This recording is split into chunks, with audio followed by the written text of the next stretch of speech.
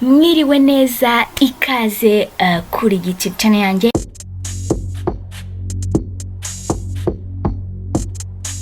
Uyu munsi ngiye kubigisha the uses of for and since. Nkuko babonye ino video iri audio, ko nabonye ko yandi mukogisha utuntu duto ngutu mujye nkoresha audio nibyo byiza bituma mubyumva neza. Mu ndimi yawe twama tenses tujye kwiga n'ibindi mu Faransa, les adjectifs possessifs, les déterminants, byose tuzabyiga.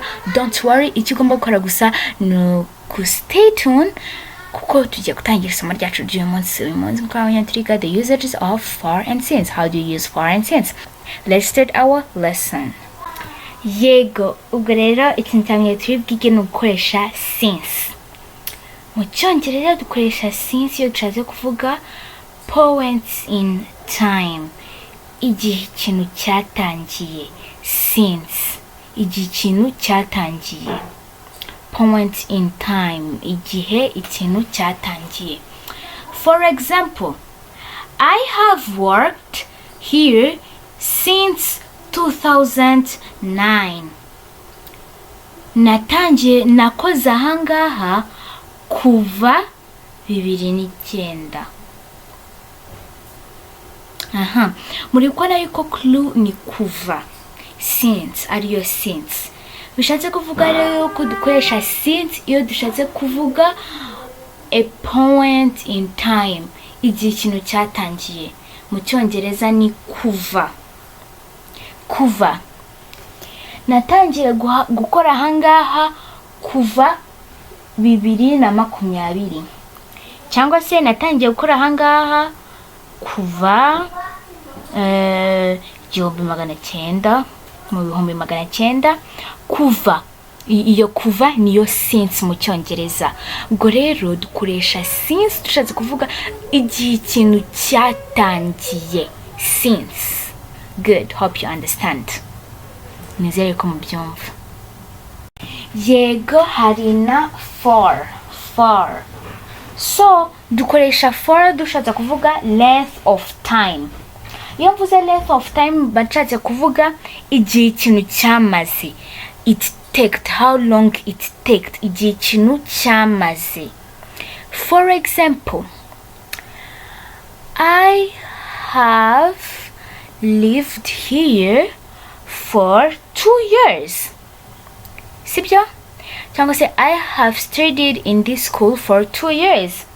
Nize muri iri shuri imyaka 2.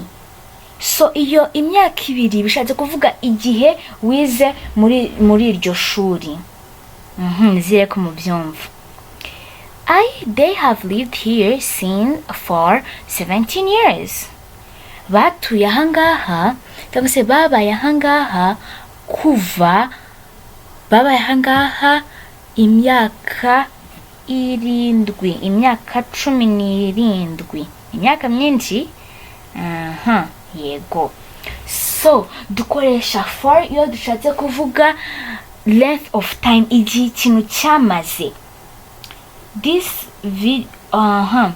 I have been chatting with my friends for 2 hours.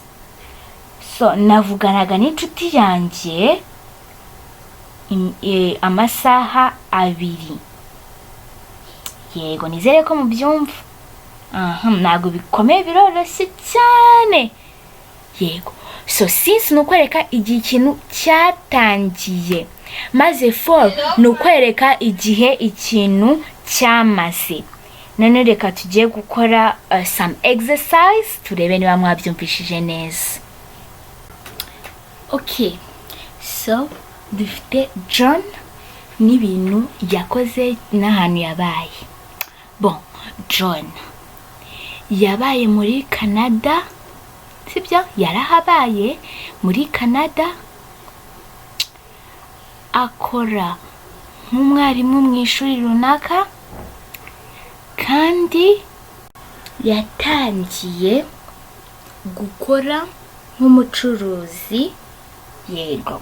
So phrase ya mbere, John has lived in Canada for 5 years. kuko twamenye ko yabaye muri Canada byararangiye. So tugiye gushyiraho for ko rero dukoresha kwereka ikintu cyarangiye, for tukareka ikintu cyarangiye ariko umwanya cyamaze, ikintu cyarangiye n'umwanya wamaze. So yabaye muri Canada imyaka 5, byararangiye turabyumva. Second phrase, yigishije umwarimu mu kigo runaka. So John taught in Mother Mary, aricyo kigo navuga. For nanone kuko byarangiye, taught ni muri past, okay? Taught ni irregular verb, nagikoresha id nk'izindi. So mugomba kujya mukiga regular verbs na irregular verbs arizo zidakurikira form. Kadukomeze. For 10 years. So yigishije umwarimu mu kigo runaka imyaka 10. Kwigisha byararangiye ariko dushaka no kwereka igihe byamaze. Third phrase,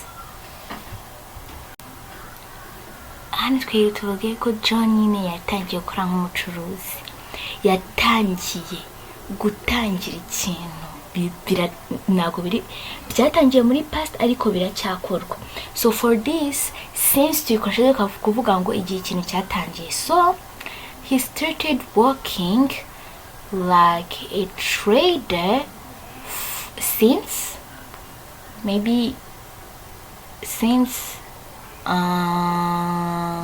last month, kuva ukwezi kwashize. So bitanga ikintu nashaka kumvisha yuko nuko for dukoresha zishaka kuvuga ikintu cyaragiye muri past ariko dushaka nanone kwerekana duration, igihe byamaze. Naho since ni ikintu cyatangiye muri past ariko kikirimo gukorwa, twerekana igihe ikintu cyatangiye. For this twakoresha amasaha, amezi cyangwa imyaka cyangwa n'iminsi. Murakoze cyane.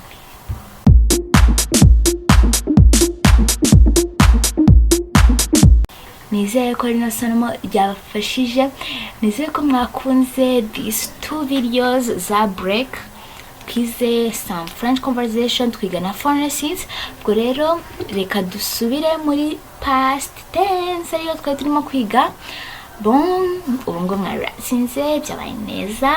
Merci beaucoup mwese, ndabakunda cyane. Murakoze kureba no video nk'ibisanzwe, nibakora like, subscribe, comment na share.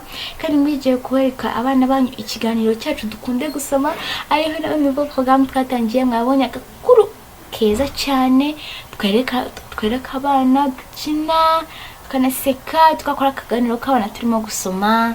Yego abana baba challenge, ibyo byose birabirimo. Ni buri munsi saa moya kuri YouTube channel irakozetressy. Mwizere yuko mutazakibura kino kiganiro kuko abana bazakunda gusoma, kandi namwe bana mukunde gusoma kuko ubwenge, tuvuga ngo ubwenge burarahurwa, kandi ubwenge buva hehe? Mu gusoma ibitabo. Rero mujye mubikunda. Bye. Nimurikora like, subscribe, comment na share. Ndabakunda cyane. Au revoir. À la fois prochaine. See you next time, guys.